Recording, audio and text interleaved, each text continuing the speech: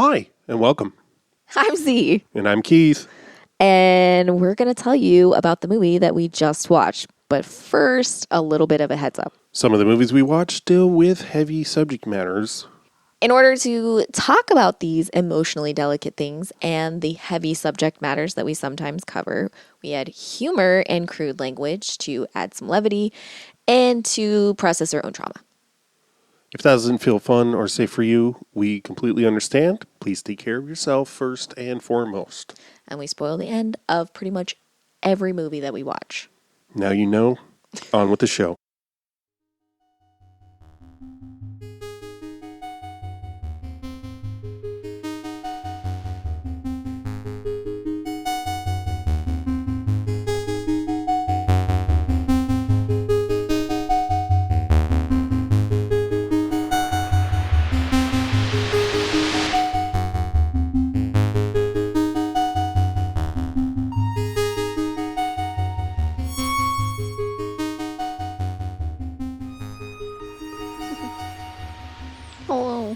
Hello and welcome.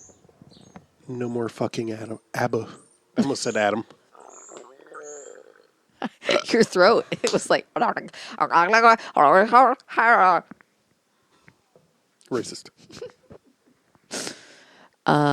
What's up? Welcome, everybody. Hi. Welcome to...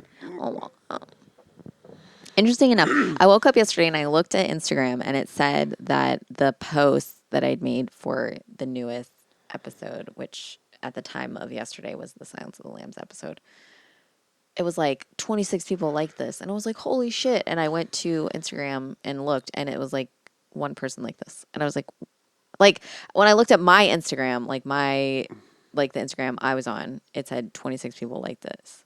And so when I switched over to the Z&K Pod Instagram, it was like one person like this. What? And then when I switched back, it was like one person like this. And I was like, what the fuck? It said it on all of them. It said like a bunch of people liked all of them. And then it went, and when I checked the Z&K Pod Insta, it said you were the only person that liked any of them. And I was like, none of this, I don't think any of this is true. There's no way that like nobody liked any of it. Right. But whatever. Because I've been trying not to tag it so much because I saw a thing that said like if you put too many tags on it, it considers it spam. So I was like, okay, if I don't tag it a bunch. So I was like, oh my God, it worked immediately. And then I was like, oh, never mind. Instagram was just like, fuck you. Mm-hmm. Anyway. Yeah, you should follow us on Instagram. And like our posts on Instagram. They're fun. Yeah, they are fun. I have a lot of fun putting them together. I put them together. I mean, it's basically our podcast. And all the promo we do is to make each other laugh. So I don't know why more people aren't excited about that. No. I don't. Everything Keith does not everything, but a lot of the things that Keith does is specifically to try to make me laugh. And when I listen to the podcast, I'm in the room next to the one he's in usually. And because we're never together, we don't even record this in the same room. We're doing this over Zoom. And we, he can, if he knows if he can hear me laughing that he did good. Yeah. It's my main motivation. Yeah. If you haven't listened to the Silence of the Lambs episode, you absolutely should. If nothing else, then the way that it ends, I lost my absolute fucking shit over it. I literally was like screaming about it. And I was like, this could fall flat. It's just that it kept going. That was the thing. It was like at first I was like, okay. And then it looped and I was like, wait. And then it kept looping. Oh, man. Sometimes I don't know. I'm assuming you can hear me hit my fist on the desk. I can. It's the best. I get so mad. Anyway, this time. It's Pride. It's our first Pride episode. We watched The Adventures of Priscilla, Queen of the Desert. It turns out I have seen this entire movie, but there's huge parts I did not remember. So I feel like I saw everything except for like the end when they're singing ABBA at the end. I had no memory of that. That was the only thing I had no memory of. So I'm wondering if I left the theater because I watched it at the theater. I'm wondering if I left to help with like concessions or whatever. I see. Or like something. So I'm like, did I not actually sit through the end? Because I had no memory of it. Everything else, I was like, I know I've seen this, Uh-huh. But that, I was like, what the fuck? I don't remember this whatsoever. But yeah. Apparently, I read this in the trivia. Terrence Stamp said that he performed, because he plays a trans woman in it. Right. And he said he performed it every day, like, or like when he was performing as Bernadette or whatever. He performed every like scene like he was the most beautiful woman. Like that's how he performed it, Nice. which I feel like bleeds through. But the director gave the, I guess, makeup artist the instruction to make him as ugly as possible, What the fuck? which I don't think that bleeds through. And so, or like the costume designer or something. And he didn't know, he didn't watch his dailies. Like he doesn't watch his dailies. So he didn't know how he looked at all, which is confusing to me. And I guess like he didn't know how he looked until the premiere. And I mean, this is what IMDb trivia said. Yeah. The fucking like makeup artist or whatever person apologized to him. To the director? No, to Terrence. I was like, what? First of all, I don't think Bernadette is ugly at any point. And honestly, I was so impressed with that wig. I like couldn't believe it. I was like, for the 90s, and this being like, I mean, obviously it had a budget because of the fucking costumes, but I'm like, that wig is so impressive. That wig is like passable. And I can tell a wig so easily. I can spot a wig. Like At 50 paces. Oh my God. It's my biggest pet peeve is when, especially when they do reshoots of movies and like someone has a wig, I can spot it so quickly. Like it's so painful and I hate it. And the thing I hate is that they're acting like you can't tell. Right. And I'm like, fuck off. Well, I was just thinking too, I just watched a video by Matt Baum, one of my go-tos, especially for analyses of particularly like past queer representation in media. Yeah. Like he does a lot. I end up watching him a lot when it comes to, he does, my favorite things that he does is talking about queer characters in like 70s and 80s television. Mm-hmm. Oh, yeah. Okay. Yeah. So, but he's got a lot of good. He's got a great one. One of my favorite things is he does bios. Like he has got a great one on Jim Neighbors. That's the one where I learned the whole thing about like how as it was just a gag, but then there was a rumor because of this that Rock Hudson and Jim Neighbors were in a relationship, and he has a great one on Paul Lynde. Anyway, he's got some. Anyway, so I just watched his video on Priscilla. Yeah. Nice. And what was I going to say? Oh, just because of that and seeing footage again, I realized like Stamp doesn't really seem to change his voice at all. No, yeah. It seems like just his natural speaking range. Yeah. And I thought that was an interesting choice. Yeah. And his physicality is. Yeah. I'm not going to say it's unfeminine, but it's definitely it's not like it's not like comical. Yeah. It's similar like how we talked about from the Adventures of Sebastian Cole, what's his name? Agent Coulson. Clark Gregg. The way that he performed. Yeah. It was like not really different. Yeah, but it wasn't like trying to be like masculine, but it wasn't overly feminine. Yeah, it wasn't like walking, no, that's true. I and forgot like, about that. And so I always really appreciate when, I mean, obviously cis men should not be playing trans women, right? But I appreciate in the past when it's been done and you see that their performance of it wasn't performing how they like a caricature of Right.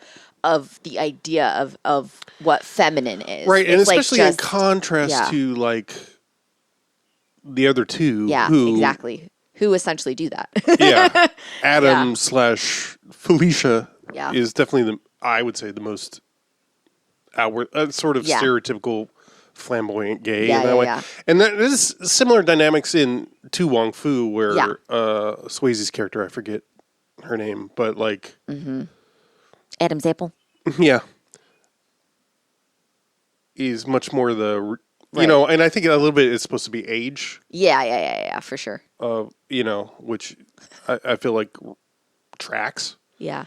especially for the 90s of like, no, it's kind of like for better and worse, and I mean this, I'm not, this term gets thrown around and weaponized, but like respectability politics. Right, yeah. It's like, no, we have to represent, Right, yeah. you know, and be upright and Right. that kind of thing. And I think the interesting thing is that like I like there's like weird debates over whether or not trans women can do drag, which is silly. Or like whether it's drag, you know, if, you know, you're a trans woman or whatever. And this movie doesn't even remotely have that question. It's just like, yeah, she's doing drag with us. And they don't call her a guy. I mean, like, Felicia's an absolute bitch to her. But Yes. they hate each other and they don't like each other. So it's a whole rival thing. And Yeah, apparently the I didn't know how, given how it was said in the movie, but Bob refers to the lay girls. yeah. It's lay girls, as in like French. That was a real drag troupe, Oh shit. and they were on TV in the '60s or something. Oh wow. You know, and that's not all they did, obviously. Right. but Yeah. And one of them was a trans woman, Oh and wow. had a TV role on like some Wow. show, and was out Yeah. essentially, Yeah. and as such is like the first known trans person on television. Wow, that's amazing. Yeah, Yeah, I didn't know. Yeah.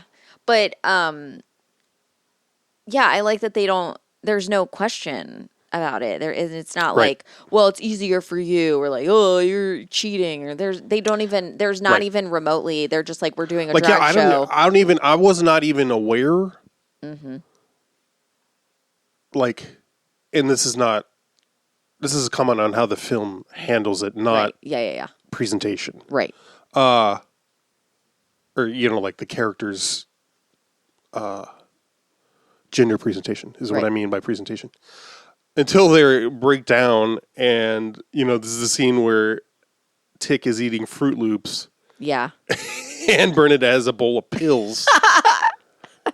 Yeah. And Tick says, take your hormones. Yeah. Well, somebody will drive past for sure. We'll keep the fire burning. Yes, and toast marshmallows and chill champagne for when they arrive. What if they don't drive past? Look, you're not helping here. Just eat your hormones. Hell, why don't we stick to the main road? And then from then on, there's a couple times where she gets referred to as a transsexual. Yeah. But before that, I didn't Yeah. know Yeah. that was supposed to be the case. And which, again, I'm not.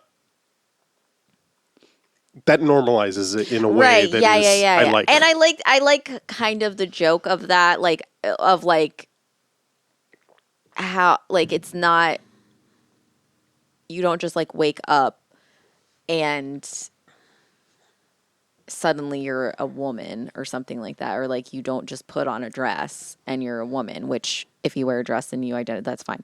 That can be the first step. That's fine. What I'm saying is like it's often oversimplified to like, if you decide that you want to be a woman, all you have to do is put on a dress and then that's Yes. it. But the way, like the joke being that she has a breakfast of hormones, you know, it's like, it's funny to me as someone who's taken hormones, right. that it is a whole process. It is a whole thing. And to make light of it feels kind of nice. Like Right. but they're not making fun of the fact that she's taking hormones. They're making fun of the fact that that's her breakfast. Right. is That's what it takes. Right.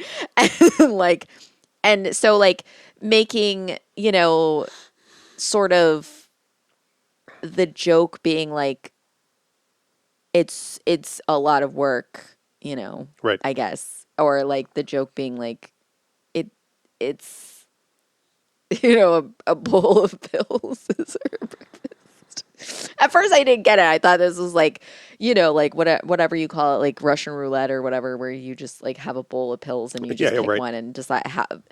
I never in a million years. I don't know how people do that because not even remotely. I don't even want to take something that I know what it'll do to me. That's true. You're very. Like, I don't. You're very pill adverse. It's true. Also, I don't like feeling like control. Yeah, I don't want to like when people are like I saw something that was like I don't remember if I sent it to you or not or if I whatever.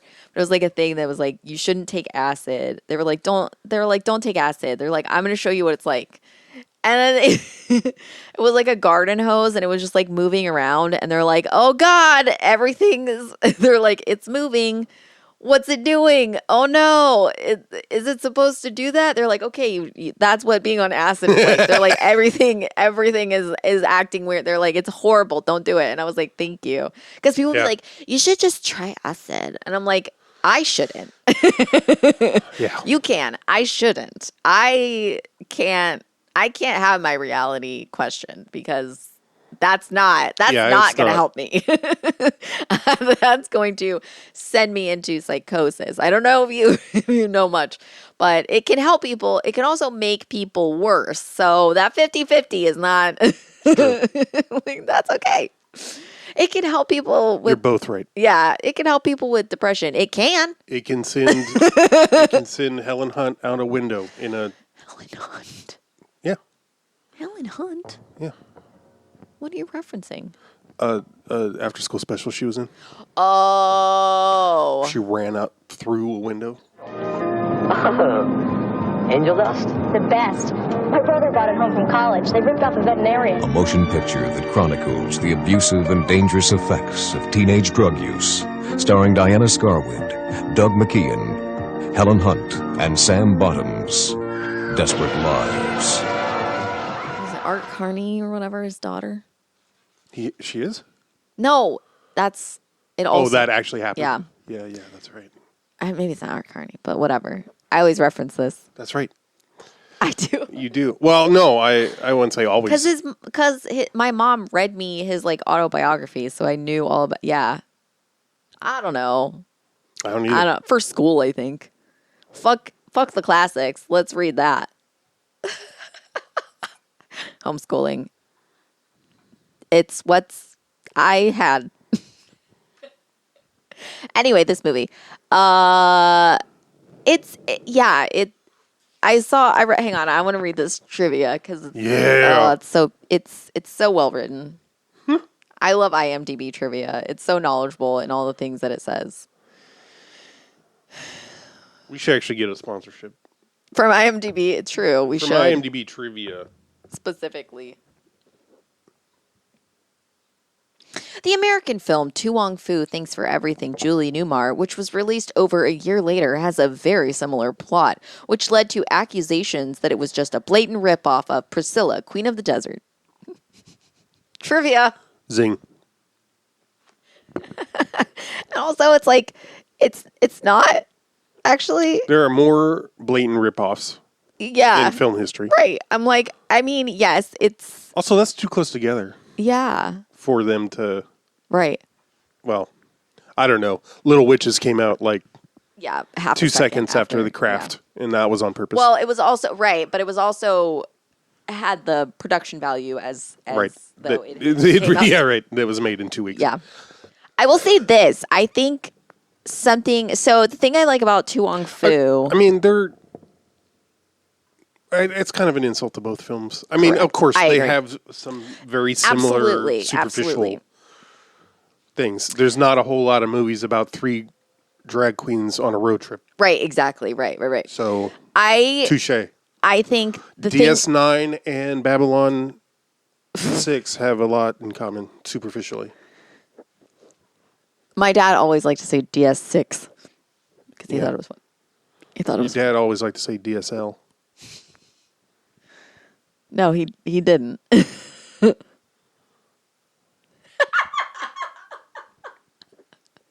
So, the thing I like about Tu Wong Fu is that there's a lot of, well, the list in it is great. Where he's just checking. Do you remember? No. Chris Penn is scratching off sorry. the list. Tu Wong Fu, yes, hilarious. Like, where do homos hang out? He's a great foil. He's the Jackie Gleason right. from Smokey and the Bandit or whatever. Sure, yeah, we'll say that. Who are you chasing? Somebody chasing you? Nobody's chasing me, boy. I was chasing a goddamn maniac all the way from Texarkana, Texas. Totally, I've seen it and I know what you're talking about. But he, like, the movie is very Coming much like season 5. Is very much like Burt Reynolds Fest. The movie Tu Wong Fu is very much like the message of sort of you don't want to, like, you can't judge a book by its cover, like a woman, like what makes someone a woman is not how feminine they act or whatever, but you shouldn't, I don't know. It's just like, it's all this stuff of like, there is a lot of female empowerment in Tu Wong Fu, and it's about self-love more than it is about anything else, you know? And like the message is very much like self-love isn't just about treating yourself good. It's also about treating yourself the way, like, not only doing things for yourself, but also doing things for other people. Like, that's an act of self-love too. So it's like, you know, there's a lot of, you know, but like with Priscilla, it felt like the message is less about like, you know, it's more about having fun. And there wasn't like, it didn't feel as much as like there's an underlying message of like, you know, you have to, it's basically like, you don't need, you know, because the whole thing is that Tick is married with a kid. Right. And that's pretty much it. Like, that's the big, there's no one's after them. No one. But they face real threats. They face real threats, but they're not like hiding away from people. They're not like trying not to. They're going, like, Tick is is like literally on a road trip to come to terms with all of this stuff that he's not actually ready to come to terms with. So there's a lot of like, it's a similar, like, yeah, 3 people are on a road trip, but it's not really, it's not the same because it's like, a lot of the Tu Wong Fu is like happenstance, and Priscilla is like purposeful, more purposeful, and you know, yeah. Guess that's true. Yeah, but yeah, I mean, I think the costumes. I will say this: I think the costumes are way more impressive in Priscilla than they are in Tu Wong Fu, because in Tu Wong Fu, it felt like they were trying to dress them like women, which is fine, but like just like contemporary looking women, which again, that's fine. But I felt like in Priscilla, they made a very specific effort to go over the top and be like very campy and very dramatic and very obvious and very blatant and very, you know, just, I mean, they did not shy away from the camp at all. And like the flip-flop dress, the fucking plastic wig. Yeah. Oh my God, like all that shit. The weird, like, you know, bell-bottom pants with like the flap. What in? Yeah, I know. All this shit was like so weird and so over the top, and I loved it. I like it. It's all, I mean, like, Tu Wong Fu, I feel like you see a lot of, I don't remember scenes of them working on costumes necessarily. Right. I think there is, though. Yeah. I mean, I feel like there's a sewing machine, and they definitely have lots of fabric. Well, with they them. do the thing where they decorate the room, and it's just them throwing things and then them magically like sticking to the wall. So good. Like very obviously shot in reverse of them just pulling it off the wall, I love which it. I love. But in this one, like, you do see them doing. I think it's funny because anytime they're on the bus, somebody's doing hand sewing. Like, And you or don't even like know. there's a sewing machine, and I love the fact that like there's one scene where Tick is like literally on a sewing machine in the fucking back of the bus and shit like that. Okay. It's so fucking funny, and like they have But, so Their many costumes seem more handmade. Yeah. You know what I mean? I mean, Right. that's not a. Oh, no. Yeah. They seem more custom made. It seems yes, like that's customized. what I mean. That's what I was saying. Like, There's no way you're buying these weird leg things. Exactly. They all have for some reason. I mean, and the fact that fucking Felicia's ass is out throughout like 90% of the film is so fucking funny to me. Guy Pearce, that it's just his ass is shown through at least 50% of the movie, and that's hilarious to me. They all show half of their cheeks, their cheek meat, on a Thursday afternoon. oh no. Double cheeked up. Yeah, at the one at the end, like when they're doing the performance at the end. It's not the final performance, but it's close to the end, like where they're doing like the drag show for everyone. It's like the first time. You mean the actual job? Yeah, the actual job. Yeah. And there's like one where they all turn around and all their butts are out. It was pointed out in Matt Baum's video that like all their costumes are Australia.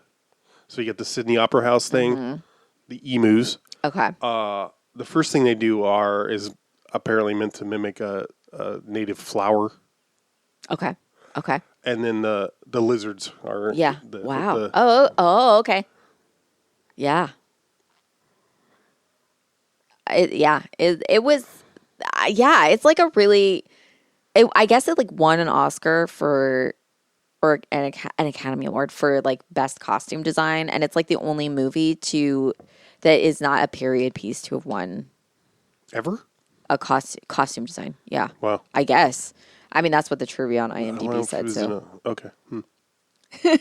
I know. I'm surprised. Oh, and apparently the two places they stop, like the one where she's wearing the flip flop dress. Yeah. And then the mining town, those are real towns. Yeah. I think I feel like in Tu Wong Fu, they do the thing of like, they do the same thing of like, sort of trans panic where they think, the cop thinks Patrick Swayze is a woman and then, feels her up and then, they attack him and they're like, oh no, we have to run and hide or whatever. And then in Priscilla, it's Felicia gets like high or whatever and then dresses up like a girl and then just goes around the town after she's warned, like, it's not a safe place to go. Like, people aren't going to be understanding or nice to you here. And she goes out and just tries to like start shit, basically, I guess. Yeah. And like, it's very, I felt like the scene was really a lot more impactful. Yeah. And it feels more graphic. Yeah. Specifically because they're like, hold her down. Spread her legs. Spread her legs. Yeah. His legs. Sorry. It's fine. Gender's hard. I know. So that is, Yeah. And stuff like that. And like the scene afterwards where she's just crying. Yes. And Bernadette, and Bernadette is like, says like, the reason why I can fight is because I had to. Right. And so it's this thing where like, because what happens is Guy Pearce's character basically starts shit with the wrong guys and they go after him and they try to attack him and then Bob,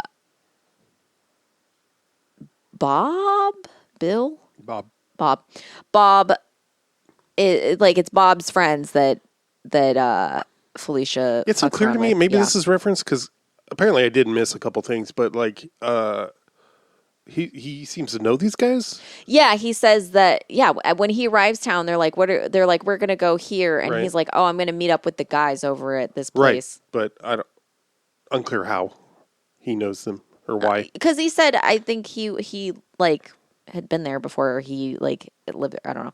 He's lived all over. Is I think what you're supposed to be. Oh, you yeah. know. Okay. So yeah. So Bob, who's just this mechanic that hitches a ride with them, he, he tries to stop the fight, and they're like, "We're gonna kick your ass too." And then Bernadette comes along and just kicks the dick off of Yeah. the guy. And, and then, Felicia's just crying in the room and she's beat up and Bernadette is like, Come on. Don't let it drag you down. Let it toughen you up. I can only fight because I've learned to. Being a man one day and a woman the next is not an easy thing to do. and so that happened. So yeah, I think we should reflect on what was that? No, in that clip. Well, I do like that I think it's in that scene where Bernadette says the thing about like, we may not feel, cities provide a weird safety. Yeah. And I like that because that's definitely true. Or I've And felt she said, yeah, it's really interesting. I mean, it's something like, We all sit around mindlessly slagging off that vile stinkhole of a city. But in its own strange way, it takes care of us. I don't know if that ugly wall of suburbia has been put there to stop them getting in or us getting out. I was going to say, apparently this was, Sydney in the mid-90s was notorious for being really rough. yeah. Wow. And specifically, first of all, very, it was the most gay, it had the most gay population. Oh, wow. In Australia? Yeah. Oh, okay. I think so. I I could be wrong, but just definitely known to have a gay neighborhood, and like yeah. so safe in that way, but Yeah. also I think the quote or the stat that was quoted was something like 4 gay men killed a year, and then later apparently someone I don't know if they reopened cases or what, but then there was evidence that like there were actually gangs that hunted queer men. Horrible. Yeah. So Horrible. it's one of those. Yeah. So it's Yeah. that's yeah. very much like Yeah. And like, I definitely think that showing violence against queer people is like, it's a balance. Like, yeah. I don't want to see it, but like in movies in the 90s, I have a lot more grace for Yeah. it because it was trying to show you the reality of what being queer was. Right. It was it was much more prevalent, and I feel like now in this day and age, it's also very important to talk about. I feel like it doesn't get talked about in the ways that it needs to be talked about now. Like the people Yeah. that are harmed the most are Black trans women. Yes. And the majority of like homophobia and fear around queerness is a lot of times rooted in transphobia, like I'm not a girl, I'm not feminine, like that idea of like transitioning or gender, any sort of like gender, questionability is seen as a threat and something to be taken, out of the picture essentially. So I think, showing that's another reason why I think having Bernadette as a trans woman along with them is an interesting choice because it's like they're all sort of facing different things but under the same threat at the same time. So it's like I think it's important to show, and like they're all at risk for the same things. Like, Bernadette wasn't safer in that situation. She just chose to be the one to fight back, and had the upper hand in the moment, but Right. not because of who she was or her, Some kind of privilege. yeah, right, or her Right. proximity in the world, just like literally because she also, I like, the guy kept being, what was he saying? Like, you want to fuck? You want to fuck me like, or something? "Come fuck me." Come fuck me. Come fuck me. And I'm like, that doesn't sound as threatening as I know. methinks thou dost protest too much. Right. I know. But yeah, it's definitely like, it's one of those things where like I think on the outside you can look at Tu Wong Fu and this movie and be like, oh, they're the same movie. And they're really not. No. They're so different. But I also feel less different. guilty about conflating them for so For long, sure. Especially before watching them. Yeah. Honestly, the fact that I never really heard about Priscilla Oh, yeah. for a while. Yeah. Like, I didn't really know about it until I was grown up, but Tu Wong Fu was something that I saw as a teenager. So, Oh, really? Yeah. Wow. Yeah. I know. I'm surprised. I'm always surprised when I'm like, yes, I saw this rated R movie that is kind of progressive as a teen or young person. It's like, what? I remember there wasn't a lot to get a hold of, but in the late 90s, when I was seeking out independent film and whatnot, mid to late 90s, Yeah. I remember being enamored with Australian film. Like, Strictly Ballroom was one that came out around that time. Oh, is that a queer film? No, not really. Okay. It's just Australian. Oh, you said Australian, didn't you? I Or did you did. say, okay. Queer films too. I was seeking out anything that seemed like it was, but also Flirting. Fuck. With Nicole Kidman. Oh, I don't know it. Yeah, or I haven't seen it. I mean, Strictly Ballroom might actually be or one of them might be New Zealand. I guess that's Jane Campion had the New Zealand market. Yeah, she did. Yeah, I have to be honest and say that I've never had any sort of appeal or draw to Australia. Yeah. Even though Strictly Ballroom was 1982. Even though for a short time I was going to be moving to Australia. That's right. That was a chapter of my life I don't like to think of. But directed by Jane Campion? Baz Luhrmann. Oh, of course. God damn it. I knew that. Also starring Bill Hunter, who played Bob in Priscilla. Oh, shit. He also was in Muriel's Wedding. Yeah, okay. He's very familiar. Yeah. And he's great. Yes, he's great. But yeah, the appeal of Australia never appealed to me. Like Australia is like a desert surrounded by water, and there's nothing about it that's appealing to me. Like I don't understand why people are like Australia, ooh la la, like it's like you have desert and insane bugs and giant spiders. Yeah, well, for me, it's more about, I think, the cultural. I have a similar thing with British stuff or Canadian even, but like we're cousins. Yeah. It's fascinating to me to see.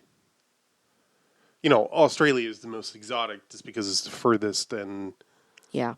But also, I relate. I don't know why. Maybe the desert aspect of it is relatable to me. I always see it, and this is going to come off sounding really like xenophobic or something, but I always feel like what I see as an American about Australia is very much like how, like, in a similar way, how like Appalachia is okay. Portrayed. Thank you. I was like, performed? That's not right. Is portrayed in and a lot of the ways that I grew up with, like a lot of like, you make things from scraps and you don't really have resources and there's not, like everything is, and that's always the appeal and the charm. And I'm like, that's what I'm trying to get away from. Yeah, I don't want to do that. Right. That's what I'm saying. But So I still- I didn't know there was never like a romanticization of Australia because I always felt like Yeah. I'm trying to get away from that kind of lifestyle. Like I don't really want to go there if Yeah. that I know that that's not how everything is, but that's always how like the sort Yeah. of Right. That's the image. yeah, and I'm like, it's okay. Also, It's there's somewhat this, romantic to me, but not in the way that like, oh, I want what they have. But, right. Yeah. I don't know. I'm like, I relate to it. I'm like, that's more interesting to me. It's not like, I don't know how to explain it because it's definitely like, I know it's not Yeah. realistic or Yeah. like, oh, that'd be fun to do that. I don't know. Something about it relates. I relate to it, but not like, I don't know what it is. Yeah. But It's just never there. Like it always seems like the things that are most unappealing to me are things like California, not appealing at all because No, it's I know, hot and I think that's what it's it is. It's like deserty, and I have no desire to be there. I you know? see something about my Yeah. upbringing it reminds me of that. Right. So it's kind of nostalgic through a mirror, like. Mm-hmm. So it's that way. It's like, oh, you're a relative that Yeah, I like. yeah. I don't want to. No, I get it. I'm just talking about just for myself. Like, No, I know. I'm trying to define my. Yeah. I just feel like Paul Hogan sucks. What does that have to do with He's Australian. Paul? Was Crocodile Dundee. Oh my god. Who are you thinking of? Paul Hulk Hogan? Yes. Yeah, I do like Crocodile Dundee and Crocodile Dundee 2. I do enjoy those Back movies. to the he's apparently a piece of shit. Really? Yeah. Fuck. Not surprising at all. But yeah. With a tan like that, that's something that's like I'm glad. Well, I shouldn't say I'm glad it hasn't like come over to the now because now people just do fake tan. But like that whole like going outside and getting super tan and using tanning oil and then your skin turning to leather. As soon as you hit like 50, all your skin is coming off of the bones because you burned it your entire life. Like, I'm glad that that's not really a thing anymore. Unfortunately, we have fake tan now, so people are getting that same orangey glow of hellscape without having to go into the sun. My favorite thing is watching people do like makeup, and they put fake tan everywhere but their face. So, and then they wear makeup to match. So their hands will literally be like 5 shades darker than their actual pale white ass face. What? I know, it's horrifying and confusing. Definitely confusing. Yeah. Anyway.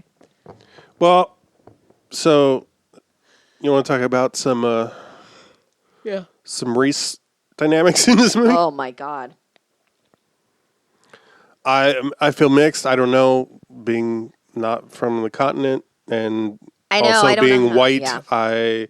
I mean, it seems Definitely like don't portray Asian stuff very well. the portrayal of indigenous folks seems Fine. Yeah. It doesn't seem. I mean, it's quasi. I don't know, something. You know, it doesn't feel awesome, but it also feels real. I liked what I didn't like about it was that there were no actual characters in the movie that were indigenous. What I did, Well, the one guy, but he wasn't a character. He just came over and was like, pretty much. and all he had, I think really mostly what he said was, "Welcome to my office.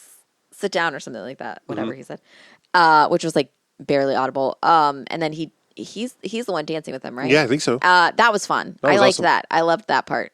And then he just disappears and you don't see him again. And I'm like, okay. Yeah. And he's not. He just like takes them to town or whatever, Right. and that's it. Right. So that's cool. I know. I'm like, okay. So I was like, okay, they're not necessarily portrayed in a bad way, but there's no actual characters, and they're just here, Right. and it's the thing. Well, I do of, like that it's. It's the thing of like, I just want to say this. Sorry. It's like the brown people will save us. Yeah, a little bit. Yeah. But it's also. You're right. Oh, there's nothing out here where. Yeah. Out here, and there's. Yeah, and then it's like, no, actually. Yeah, right. Yeah, for sure. I like that aspect of it. Yeah, but for sure. Yeah, it's not. Yeah, it's almost like why bring it up, kind of thing. Yeah. And I don't feel great about the musical mashup that happens. Oh, what is it? I don't remember what the song is, I Will but then Survive. there's like didgeridoo and people singing along I actually with. kind of enjoyed it. I mean, musically, I don't hate it, but like I'm like, oh, it just is cringy to me. Yeah. I'm like, oh, that's Unity. I didn't see it quite like that. I just thought, oh, this is a version I haven't heard before. Yeah. So it was less. Yeah, and then Cynthia is the name of the character who is married to Bob. Go back inside. Lemonade, here, make lemonade for guests. No, darling, please. I made chocolate cracker. And I this wasn't terribly surprising to me. In Matt Baum's video, he's talking about like it made me really uncomfortable. Yeah. And apparently the guy who directed also wrote it. Yeah. And he was like, it was meant to be a critique of stereotypes. What? I guess I can see that you were trying that sort of, but doesn't read that way. And again, this might be a cultural thing. Like if I were Australian, I might. Yeah. I tried looking up like about the sort of like, I'm like, is this like, because I have heard of like ping pong, the ping pong joke. Like there's a bit, I think it's the South Park movie where Winona Ryder, it's supposed to be Winona Ryder. I don't think it's voiced by Winona Ryder, but she's like, and now for the ping pong trick. And you see from like the audience's perspective, just her knees and like ping pong balls just like flying into the audience. And it's just going on and people are just like, and then it cuts to her just sitting with her legs up, just hitting ping pongs with a ping pong thing into the audience. Nice. And that's all it is. Nice. So I was like, oh, okay. I was like, oh, that's what the, like, okay. So it's obviously a thing, that people do this or whatever. And that's the joke, is that's right. Not what's happening. But that's really all I knew about it was from South Park making a joke about that not being what's happening. Uh-huh. So I like tried to Google it this morning and it's a whole I guess it's like, I'm assuming because every time I looked it up, it was like ping pong shows. Mm-hmm. It's like a ping pong show. And it like says it like the Thai word for it is this. So I'm like, oh, okay. I guess it's like a Thai. It like originates in Thai. And it's like, that's definitely what I've heard it associated with. So I'm but I couldn't really find anything. It was like, here's what my experience at a ping pong show was like. I'm like, no, I don't. No, thanks. I don't. That's not what I'm looking for.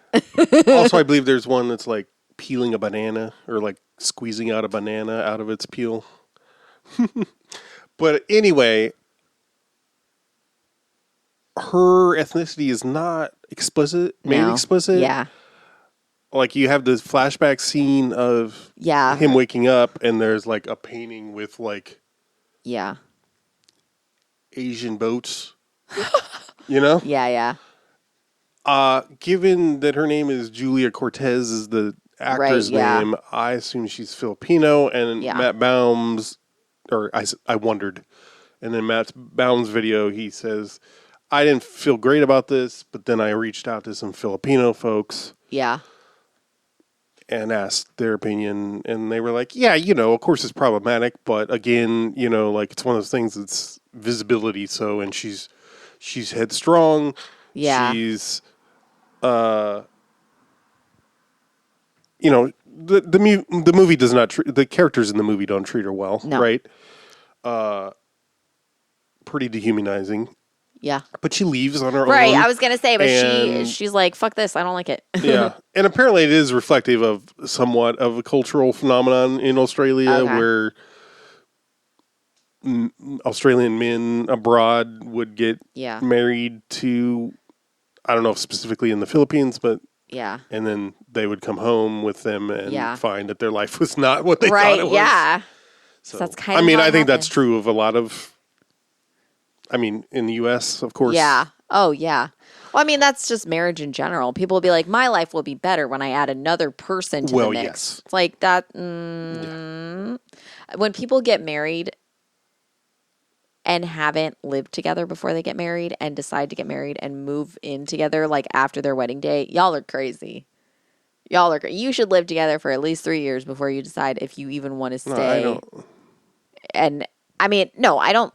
I'm not into marriage, but I'm just saying if there's lots of reasons to get married that aren't like to show we love each other, you know. But you should not just get married to someone that you don't live with if you plan to move in with them after you get married. I don't want to have sex or live with the person before I get married. Oh, I want to even eat together or true. make food for that person. until we get married, you have to buy your own food. Correct. I absolutely refuse to do anything for you. You're not my property yet, so I'm not going to be treating you like property Correct. until you're my property. So marry me or get the fuck out. Yeah, if you're going to come Bitches over, always want me to be taking them out on dates. if you're going to come over, you're Shit's going to need to start expensive. paying me for the parking space that you're using to be here. I know that I don't have a car. fuck. No, I don't have a car. I'm and you're not using it, my but- parking space. You have to pay rent to me for that parking space because we're not fucking married. You're not on the lease. Fuck you. Anyway, 100. do you suck dick?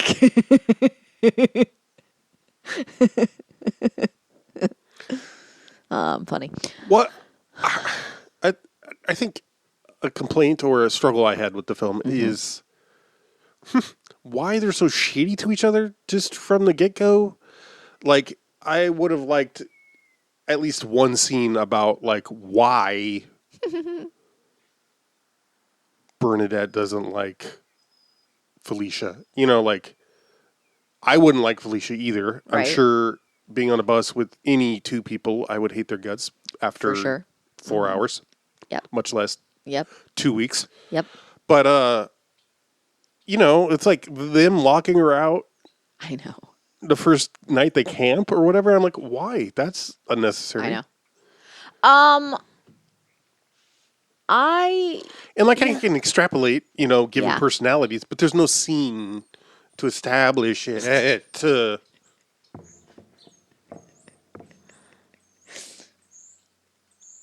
these birds need to calm the fuck down. But also to its credit, this movie just Yeah. starts. Oh, It for does sure. not waste yeah, any yeah, time. Yeah. Would you recommend? Sure, yeah. Yeah. Especially if you've never seen it. Yeah. Any semi to good to positive Yeah. representation of queerness Yeah. from the 90s, I'm going to, or Right. earlier, I'll recommend. Yeah. Apparently this movie, like, in Australia had a big impact. No yeah. surprise. There's still tribute shows to the movie, like drag Wow. shows and stuff. Amazing. And the first place, it's called like Bootlick or whatever, the first town they stop in. Yeah. Because of the movie, it now has an annual drag parade. Oh my God, that's so cool. Which they never had before. That's so cool. Oh my God, I Yeah. love that. Yeah. Yeah, that's stuff like that is like really cool. And I feel like stuff like that is so like, yeah, I don't know. I like the fact that it doesn't take itself super seriously. I like the Right. fact that it's a lot of fun. I like the fact that it isn't a perfect film. Right. You know, it's not trying to be a perfect film. It's trying to be Yeah. funny and it's trying to be about a specific thing. And I feel like it does that really well. And I really enjoyed everyone's performance. I think Guy Pearce goes over the top slightly, but also I've met that person before, you know. Yeah, right. We've all met him. Oh, I don't think We've all met him. I don't think he's exaggerated at all. No, he's not exaggerated, but I mean, like, his performance is Yeah. exaggerated, which is... Well, that's another thing about his character that I would have liked of, like, yeah, I know this person that goes out and starts trouble. Exactly. Because... Right. Because they're white. They have issues, Because they're a white you know? man. Well, I do like I was the thinking fact... more because they... Well, I like that the one person that constantly starts trouble, gets them all into trouble, and is the most annoying is the one that comes for money and has the most privilege out of all of them. And I think that, like, that's something that, like, a lot of times, especially, I think in the U.S. in the 90s, that probably wouldn't have been something that happened. Like, the richest person wouldn't be the most outrageous person. They'd be the one that's like, I'm so docile and don't know anything, and I'm, you know, I was so sheltered because I'm rich, you know. But that's not at all what's happening. It's like, it's a very clear statement that, like, he's never had to struggle, so he has to create struggle you know, for himself. And I've met that. I've specifically met that gay. Right. It makes things dangerous for everyone else. Like, right. He may not care about his own safety. But right. But like when they're in the first town and he calls dead names Bernadette. Yeah. In public. Right. Yeah. And she beats the shit out of him. Apparently, when they, like, the director or something had them all dress in drag or dress in women's clothes. I can't remember. Like, I don't remember if they went in full drag or if they were just dressed like women, you know, because there's a slight difference. Sure. And he took them all out drinking. Okay. And I can't remember what Guy Pearce did. He was like the most outrageous, like, was getting, he started walking up to people and antagonizing them. Terrence Stamp completely forgot he was in drag and started hitting on women. Nice. And Hugo Weaving ended up under a table with his eyes closed, just tapping to the music, like, on the table. So it's me. And then and so I guess in the scene, like, after that, like, when they all get really trashed in the bar, in the scene, like, they, like, kind of, like, when they come back in the room, like, Hugo Weaving is just like, yeah. So it was inspired by how they actually reacted to. Anyway, that was funny.